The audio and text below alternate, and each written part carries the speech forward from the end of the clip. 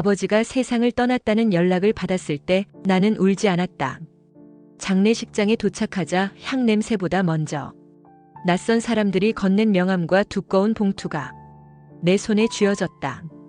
따님이시죠? 잠깐 말씀 좀 드릴게요.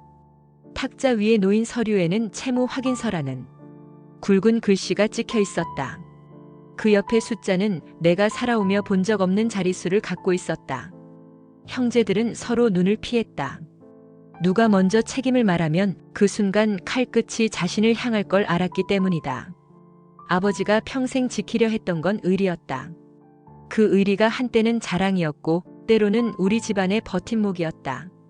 하지만 지금 그 의리는 사람이 아닌 빚으로 남아 우리 발목을 단단히 묶고 있었다. 나는 그 자리에서 깨달았다. 우리는 아버지를 떠나보내는 게 아니라 아버지가 남긴 숫자와 종이 그리고 그 안에 숨어있는 수십 년의 선택들을 함께 묻으러 온 거라고. 첫날 밤 빈소 한쪽 구석에서 형이 전화를 받고 있었다. 목소리를 최대한 낮췄지만 단어 몇 개는 나를 꽂아버렸다. 장례 끝나면 바로 뵙겠습니다. 네, 보증금부터 정리하죠. 나는 커피를 따르던 손을 멈췄다. 보증, 정리, 우리. 이 세 단어가 차례대로 내 속을 긁어내렸다. 어릴 적 기억이 스쳤다. 한겨울 아버지가 두꺼운 코트를 입고 나가며 엄마에게 사람 살리러 간다던 말. 그 말이 이렇게 무겁게 돌아올 줄은 몰랐다. 누나는 장녀니까 앞장서야지. 둘째가 담배를 비비며 말했다. 앞장서긴 누가 앞장서. 그 집 담보대출은 형이랑 아버지가 같이 받았다며. 막내가 날카롭게 쏘아붙였다. 형은 조용히 말했다. 아버지가 의지한 건 나였어. 그러니까 내 몫은 있지만 여기 너희 이름도 다 있어. 그는 계약서 사본을 펼쳤다. 아버지가 병원에 입원하기 전 일주일 서류가 급히 오간 흔적이 또렷했다. 왜 우리한테 말 안 했을까? 내가 중얼거리자 형이 씁쓸하게 웃었다. 우릴 지키려다가 더 깊게 빠지신 거지. 조문객이 빠진 새벽 채권자 한 명이 들어왔다. 정중했지만 눈빛은 딱딱했다. 유족분들끼리 합의가 되면 연락주세요. 법적으로는 상속재산 범위 내 한정 승인이 가능하지만 이미 절차가 진행 중이라 빠르셔야 합니다. 상속, 한정 승인, 절차. 법은 감정을 기다려주지 않았다. 나는 빈소 밖으로 나와 찬바람을 맞았다. 휴대폰 속 아버지와의 마지막 문자들이 떠올랐다. 아빠 힘들면 말해. 답장은 늘 같았다. 괜찮다. 그 괜찮다 속에 얼마나 많은 구멍이 있었는지 이제야 알았다. 형제들과 다시 모였다. 집 팔면 절반은 갚는다. 그 집은 엄마 거야. 엄마도 평생 우리를 지키려고 살았어. 이번엔 우리가 지켜야지. 목소리가 점점 높아졌다. 나는 손바닥으로 탁자를 눌렀다. 한정 승인하자. 아버지 빚이 아버지 재산을 넘으면 우린 더 지지 않게. 형이 고개를 갸웃했다. 아버지가 우리한테 빌린 돈은? 증빙 있으면 채권자로 서. 막내가 짧게 잘랐다. 의리라는 단어가 실밥처럼 풀렸다. 가족이라는 천위에 박혀있던 믿음이 한 올씩 끊어졌다. 내일 아침 법무사 만나. 내가 말했다. 감정은 나중에 치르자. 지금은 순서대로 하자. 순서. 사망신고, 상속재산 목록, 채무 확인, 한정승인 신청. 그 사이 엄마의 저녁, 영정 앞 국화, 새벽마다 들르는 낯선 명함들. 밤이 기울자 형이 봉투를 내밀었다.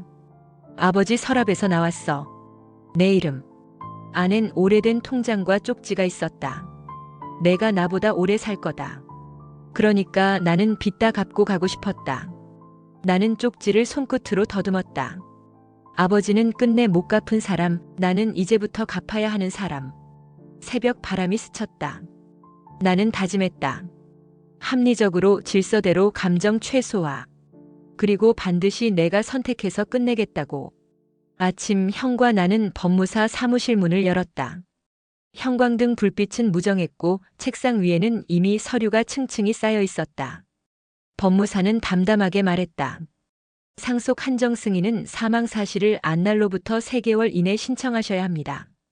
그 기간 동안 상속 재산과 채무를 모두 목록화해야 하고요. 계좌 내역, 부동산, 자동차, 보험, 카드, 대출, 보증 전부입니다. 나는 노트를 꺼내 하나씩 적었다. 적을수록 마음이 줄어들었다. 형이 물었다. 아버지가 남긴 현금성 자산이 거의 없으면 어떻게 되나요? 상속 재산가액 범위 내에서만 변제합니다. 하지만 이미 진행 중인 강제 집행권이 있다면 우선순위가 달라질 수 있어요. 우선순위, 강제 집행, 범위. 단어들이 빙글빙글 돌았다. 나는 문장 대신 숫자와 화살표를 그렸다. 사무실을 나서자마자 엄마에게서 전화가 왔다. 밥은 먹었니? 엄마의 목소리는 평소보다 낮았다. 응, 먹었어. 엄마는? 대답 대신 한숨이 흘렀다. 그 사람들이 또 왔다. 장례식장으로 뛰어가니 양복 입은 남자 둘이 문 앞에 서 있었다. 정중했지만 눈빛은 차갑게 고정돼 있었다. 유족분들이시죠? 고인께서 보증하신 건이 있어서 협조해 주시면 절차가 빠릅니다. 형이 앞으로 나섰다. 법무사 통해서만 진행하세요. 여기선 얘기 안 하겠습니다. 그들의 미간이 살짝 모였다가 흩어졌다. 그럼 문서로 보내겠습니다.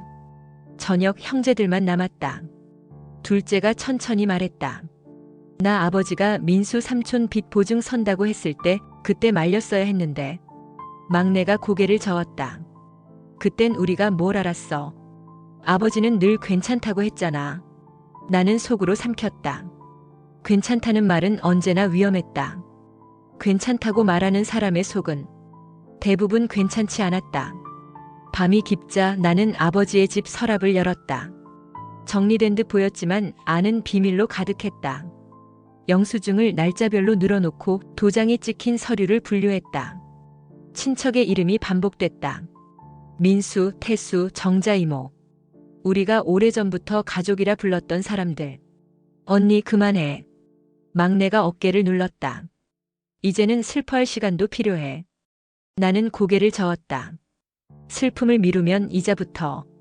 막내가 웃다 말고 멈췄다. 그 말이 농담인지 진담인지 우리 둘 다 몰랐다. 다음 날 친척들을 불렀다. 조문 인사를 핑계로 사실을 확인하기 위해서였다. 거실 문이 닫히자 민수 삼촌이 먼저 말했다.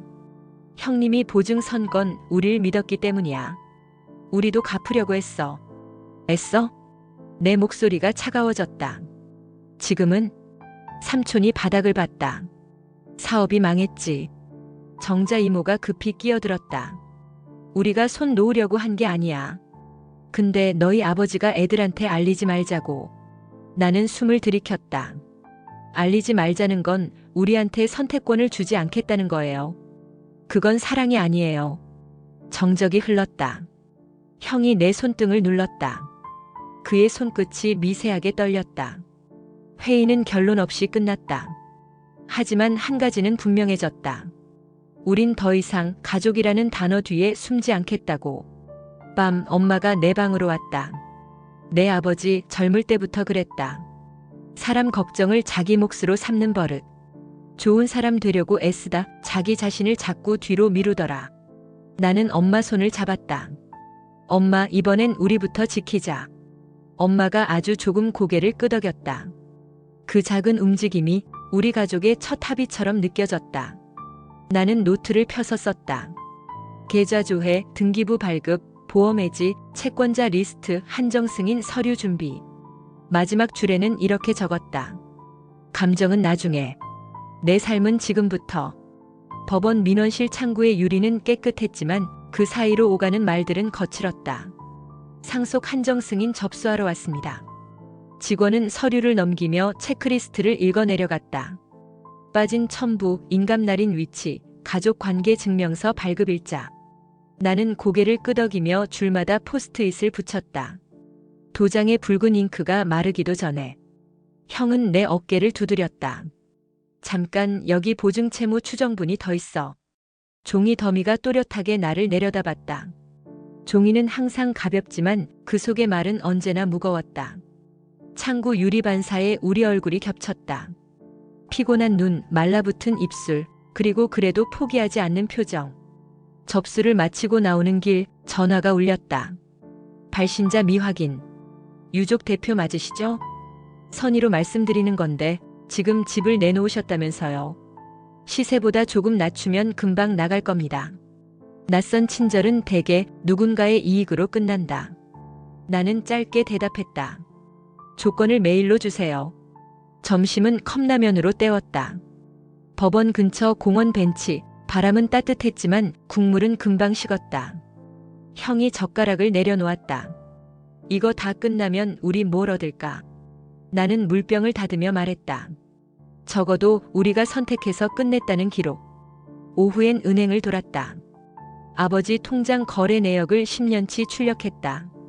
숫자 뒤에 작은 메모들이 붙어 있었다. 민수 전입금 보증 만기 이전 상환 임시대여. 은행 직원이 조심스레 말했다. 고인께서 신용카드 현금 서비스를 마지막 해에 자주 쓰셨네요. 나는 눈을 감았다가 떴다. 끝을 버티기 위해. 끝을 앞당기는 선택. 저녁 무렵 부동산 중개사와 집 사진을 다시 찍었다. 햇빛이 잘 드는 거실, 오래된 목재 바닥, 창틀에 남은 물때. 엄마는 구석에 서서 지켜보셨다. 손가락이 옷자락을 조용히 비비고 있었다. 엄마. 엄마는 내 눈을 피하지 않았다. 이 집에서 너희가 컸지. 응. 그래서 떠날 수 있어. 말을 내뱉고 나서야 알았다. 떠날 수 있다는 말은 붙잡을 수 있다는 말보다 더 큰 힘이 필요하다는 걸. 밤 친척 단톡방이 요란해졌다. 그래도 피는 못 속인다. 형제끼리 나눠 갚는 게 맞다. 내가 장녀잖니.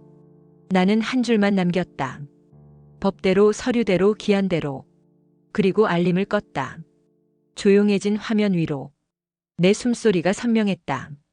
잠들기 전 아버지 쪽지를 펼쳤다. 사람은 자신이 져야 할 무게를 늦게 알수록 더 아프다. 나는 펜으로 작은 별표를 그렸다. 내일의 나를 흔들어 깨우는 표식. 침대 옆에 서류 가방을 세워두고 불을 끄려는 순간 막내에게서 메시지가 왔다. 누나, 혹시 우리가 한정 승인 못하면 어떡해? 나는 바로 답했다. 그럼 다른 방법을 찾지. 우린 언제나 다음 선택이 있어. 그리고 스스로에게도 보냈다. 내 삶의 서명은 내 손으로 한다. 눈을 감았을 때 유리창에 비친 내 얼굴이 떠올랐다. 낯설지만 단단한 사람. 나는 그 사람을 믿어보기로 했다. 누구의 의리도 아닌 나의 질서로 내일을 건너는 사람. 그리고 알았다. 이 이야기는 빚의 서사가 아니라 선택의 서사라는 것을. 우리가 무엇을 잃고 무엇을 갖기로 결정하는 이야기라는 것을. 새벽 공기가 바닥을 쓸었다. 나는 조용히 중얼거렸다. 내일은 내 쪽에서 먼저 걸겠다. 아침 일찍 우리는 채권자 대표와 마주 앉았다. 테이블 위에는 물병 2개, 그리고 서로의 표정이 놓였다. 그는 종이를 밀어주며 말했다. 회사도 사정이 있습니다. 다만 유가족 입장을 고려해 연체이자 일부 탕감안을 제시하죠. 나는 조건을 하나씩 읽었다. 기한, 금액, 담보, 위약 조항. 감정은 빼고 계산만 남겼다. 형이 낮게 물었다. 이 정도면 우리가 감당할 수 있을까? 나는 고개를 저었다. 우리가 감당할 게 아니라 상속 재산이 감당할 범위 안에서.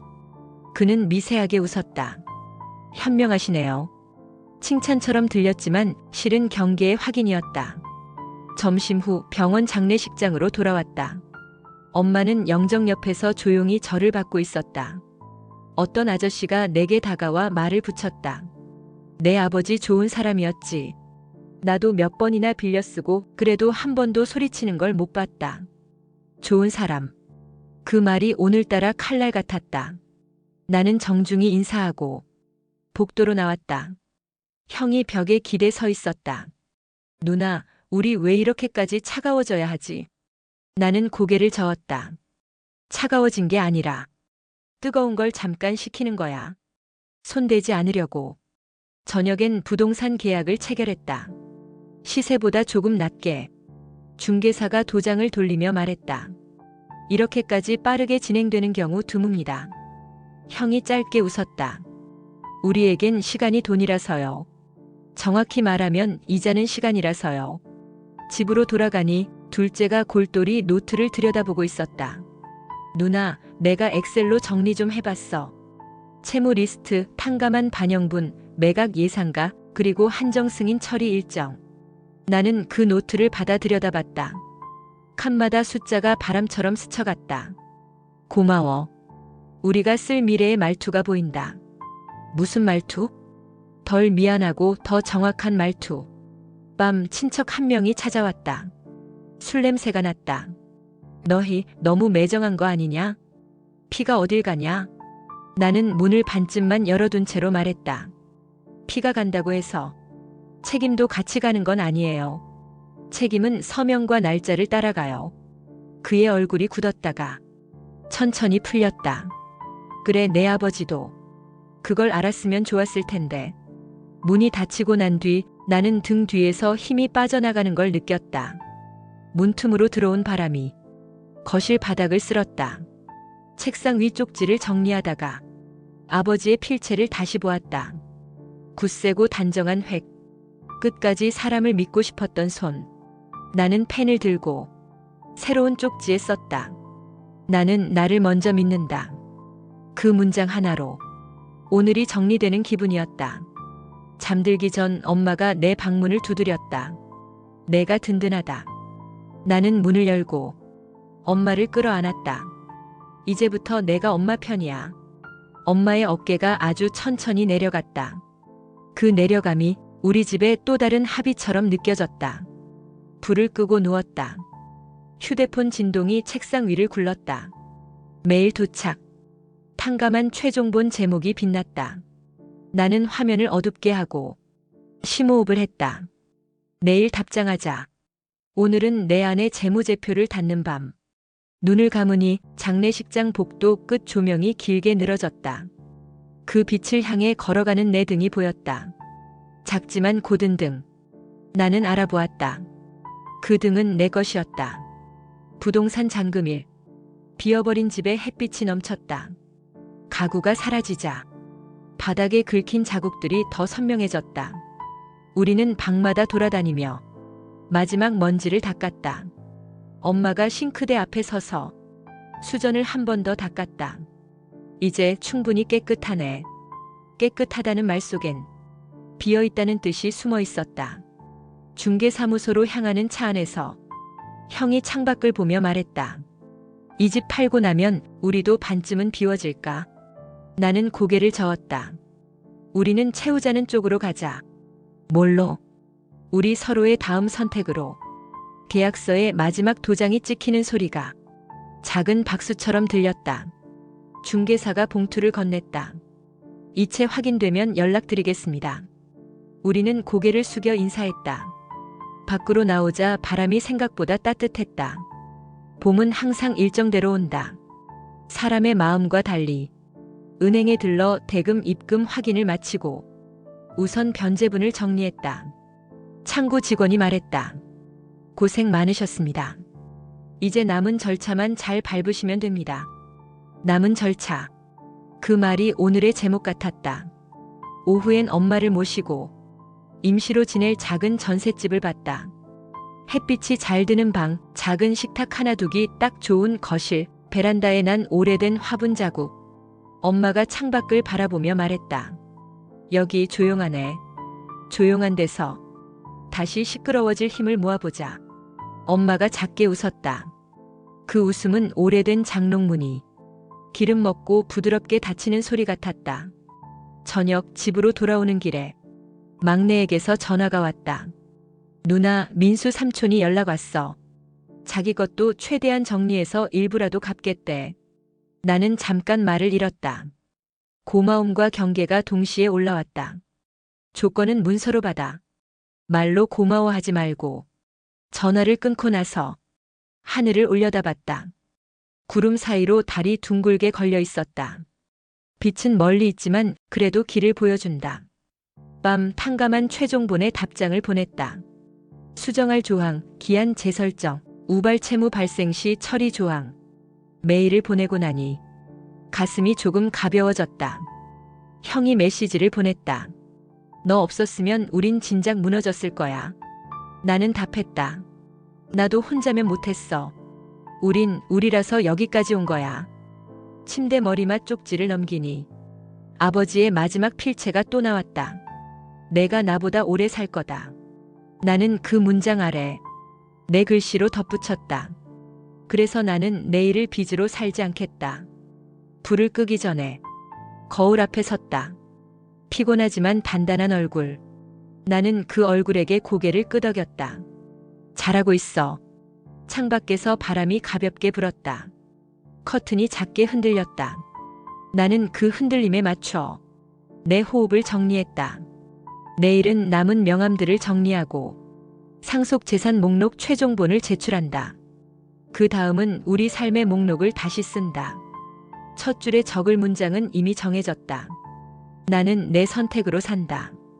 그리고 혹시 누군가가 묻는다면 이야기의 제목을 이렇게 말할 것이다.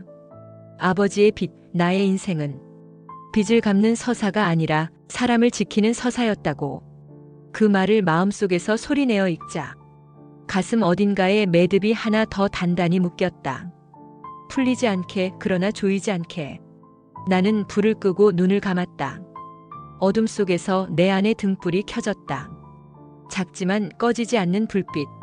그 불빛이 내일의 나를 또 한 번 앞으로 밀어줄 것이다. 아침 상속재산 목록 최종본을 들고 법무사 사무실로 향했다. 가방 안에서 서류가 바스락거릴 때마다 내 심장도 그 속도를 따라 뛰었다. 법무사는 서류를 훑으며 고개를 끄덕였다. 이제 법원에 제출하면 됩니다. 접수일 기준으로 채권자들이 이에 신청할 수 있는 기간이 주어집니다. 나는 달력에 그 날짜를 빨간 펜으로 표시했다. 형은 한숨을 쉬었다. 그 사이에 또 무슨 일이 생기려나? 생기면 그때 막자. 내 목소리가 단단하게 떨어졌다. 사무실을 나와 은행 두 곳을 더 들렀다. 아버지 이름으로 된 예금과 적금은 이미 해지됐고 보험도 대부분 해약 처리된 상태였다. 창구 직원이 조심스럽게 말했다. 고인께서 몇 년 전부터 보험료 납입을 중단하신 것 같습니다. 그 말을 듣는 순간 아버지가 고개를 숙이고 계산기를 두드리는 모습이 떠올랐다. 그 계산은 가족을 지키기 위한 게 아니었을 수도 있다는 생각이 머릿속을 스쳤다. 점심 무렵 엄마와 함께 임시 거처를 다시 방문했다. 작은 주방에는 전기포트 하나와 컵 두 개가 놓여 있었다. 엄마는 싱크대를 쓰다듬으며 말했다. 이 정도면 다시 시작할 수 있겠다. 그 말이 참 고마웠다. 다시 시작하겠다는 의지가 어떤 위로보다 힘이 있었다. 오후엔 남은 채권자 명단을 정리했다. 엑셀 시트 위에 숫자와 이름이 줄지어 섰다. 일부는 연락이 닿았고 일부는 여전히 부재중만 찍혔다. 형이 말했다. 민수 삼촌이 일부라도 갚겠다고 한 건 진심일까? 나는 어깨를 으쓱했다. 진심이어도 서류 없으면 의미 없어. 저녁 막내가 퇴근 후 들렀다. 그는 종이봉투를 내밀었다. 이거 아버지 책상에서 찾았어. 안에는 오래된 흑백 사진 몇 장과 노란 봉투에 든 소액 채권 영수증이 들어있었다. 거기엔 아버지가 빌려준 돈을 갚았다는 사인들이 빼곡했다. 나는 사진 한 장을 들여다봤다. 젊은 아버지가 환하게 웃고 있었다. 그 웃음은 지금의 우리와 너무 달라서 한동안 눈을 뗄 수 없었다. 밤 집으로 돌아와 사진을 책상 위에 놓았다. 나는 그 앞에 앉아 조용히 말했다. 아버지, 저는 이제 아버지가 아니에요. 저는 저예요. 그 말이 입 밖으로 나온 순간 가슴 깊숙이 있던 무거운 덩어리가 조금은 풀어지는 것 같았다. 침대에 눕기 전 내일 할 일을 적었다. 남은 채권자 연락, 변제 계획서 초안, 법원 제출용 부속 서류 점검. 마지막으로 이렇게 썼다. 나는 내 인생의 대표자다. 불을 끄고 눈을 감았다. 머릿속엔 여전히 숫자와 날짜가 떠다녔지만 그 숫자들은 더 이상 나를 겁주지 않았다. 이제 그 숫자들은 내가 움직일 수 있는 것들이었으니까. 그리고 깨달았다. 빚이란 건 갚는 과정에서 사람을 다시 세우기도 한다는 걸. 그건 아버지가 남긴 빚이 아니라 내가 택한 질서였다. 법원에 상속재산 목록과 부속 서류를 제출하는 날. 아침부터 비가 부슬부슬 내렸다. 형과 나는 우산을 하나씩 쓰고 걸었다. 법원 로비에는 각종 사건으로 온 사람들이 저마다의 표정을 하고 있었다. 그 속에서 우리는 조용히 줄을 섰다. 접수 창구 직원이 서류를 확인하며 말했다. 접수 완료입니다. 이제 채권자들이 이의 신청을 하면 연락이 갈 겁니다. 서류가 도장을 받고 나오는 순간 이 싸움의 절반은 끝났다는 느낌이 들었다. 점심은 근처 분식집에서 먹었다. 형이 떡볶이를 집으며 말했다. 이상하게 떡볶이 국물이 오늘따라 달다. 아마 오늘이 어떤 날인지 알아서 그럴 거야. 오후엔 변제 계획서 초안을 다듬었다.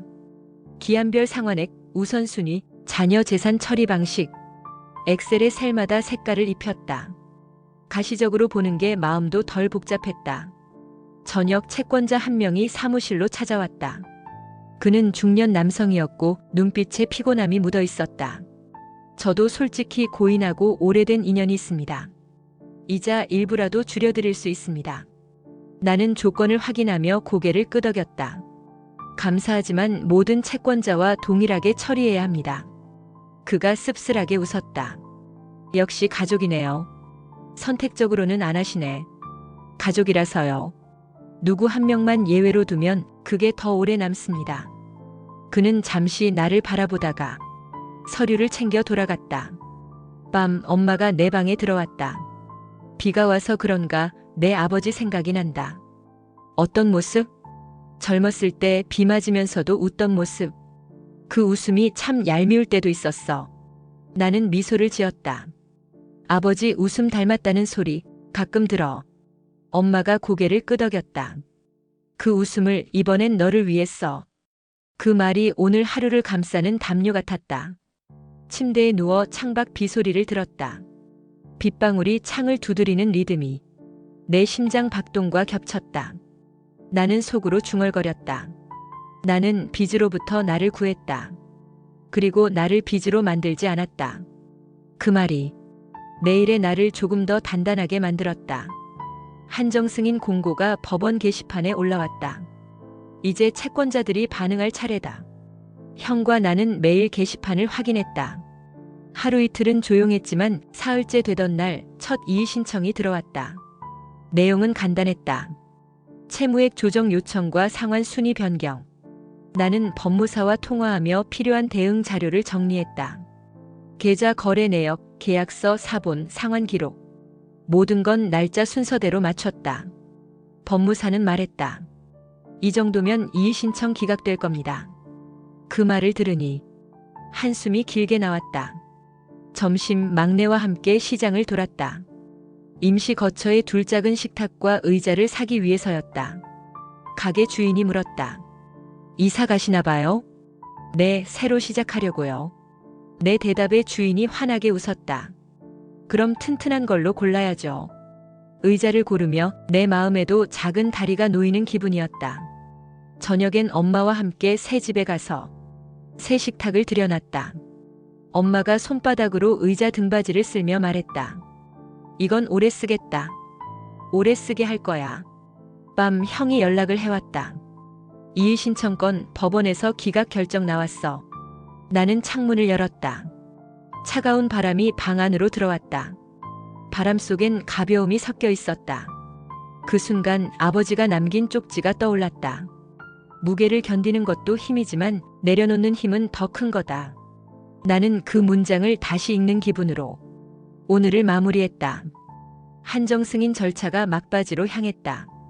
남은 건 법원에서 내려줄 종결 결정문이었다. 그날 아침 형과 나는 법원 게시판을 확인했다. 결정문이 올라와 있었다. 채무 변제 범위는 상속 재산 한정.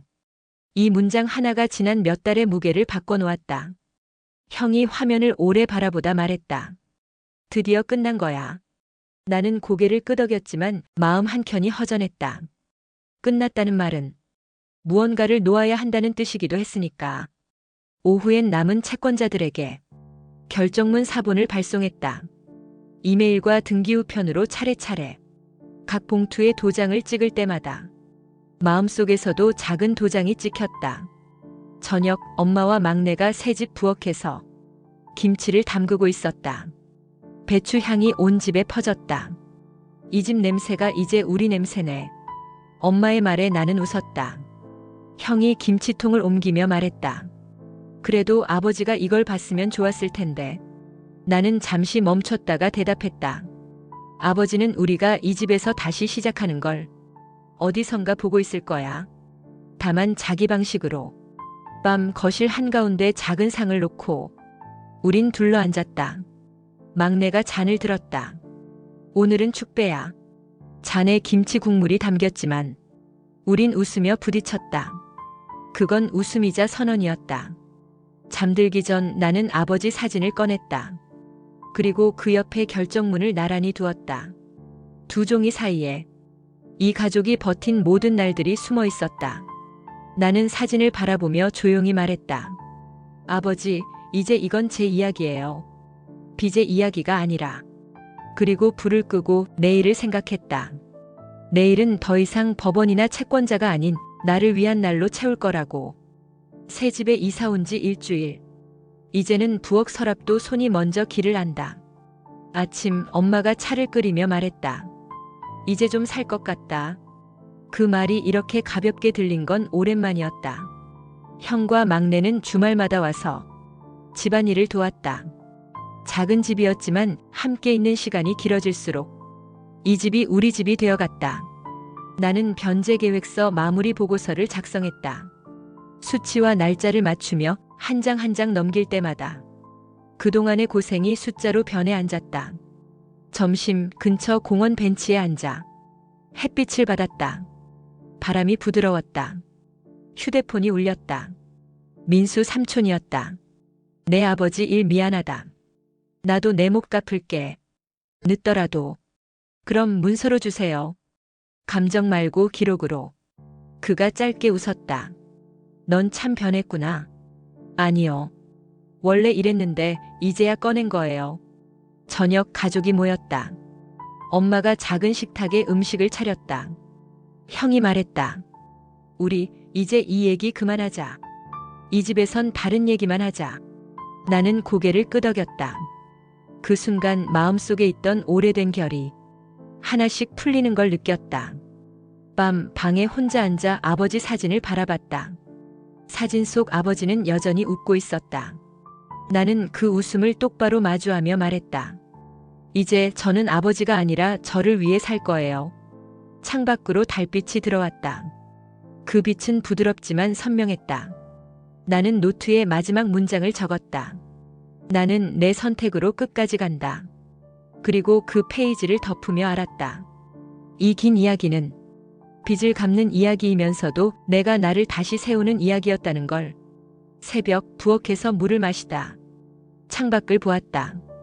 도시의 불빛이 멀리 반짝였다. 그 불빛 속에서 나는 미래의 나를 잠깐 본 듯했다. 작지만 꺼지지 않는 불빛. 그 불빛은 이제 내 것이다. 그리고 나는 그 빛을 빚으로부터 지켰다. 이제 아버지의 빚 이야기는 끝났다. 하지만 그 과정에서 내가 얻은 건 숫자나 서류로만 설명되지 않는다. 나는 배웠다. 빚을 갚는 일은 단순히 돈을 내는 게 아니라 관계의 무게를 조정하는 일이라는 걸. 누군가는 그 빚을 사랑이라 불렀고 누군가는 무책임이라 불렀다. 나는 그 둘 모두를 경험했다. 형제와 나는 여전히 각자의 삶을 살지만 서로를 향한 시선이 조금 달라졌다. 누군가의 짐을 나눌 땐 그게 진짜 나눔인지 아니면 또 다른 빚의 시작인지를 먼저 묻기로 했다. 엄마는 새 집의 화분에 작은 꽃을 심었다. 그 꽃이 피면 아버지 영정 옆에 두겠다고 했다. 나는 그날을 기다리고 있다. 그날이 오면 이 이야기를 완전히 덮을 수 있을 것 같다. 그리고 나를 위해 새로운 장을 펼칠 것이다. 더 이상 누군가의 빚이 아닌 나의 선택으로 시작되는 장을. 아버지가 남긴 건 빚뿐이었지만 그 빚이 내 인생 전부는 아니었습니다. 채권자들의 눈총, 친척들의 비난, 친구들의 동정 어린 시선 속에서 하루하루를 버텼습니다. 하지만 이제 나는 더 이상 숨지 않습니다. 아버지의 잘못은 아버지의 것이고 나의 삶은 나의 것입니다. 그 단순한 진리를 깨닫기까지 너무 오랜 시간이 걸렸습니다. 마지막 남은 채무를 갚던 날 은행 창구를 나서면서 하늘을 봤습니다. 구름 사이로 햇빛이 스며들었는데 그 빛이 마치 내 어깨 위에 얹힌 돌덩이를 들어 올려주는 것 같았습니다. 나는 더 이상 빚쟁이의 딸이 아닙니다. 누군가의 이름에 묶여 사는 인생도 아닙니다. 앞으로의 길은 오롯이 내가 선택하고 내가 책임질 겁니다. 혹시 지금 누군가의 잘못 때문에 고통받고 있다면 꼭 말하고 싶습니다. 그건 당신 잘못이 아니라고. 그건 당신의 인생이 아니라고. 이제 나는 내 이름으로 내 인생을 써내려갑니다. 그리고 오늘 그 첫 장을 열었습니다.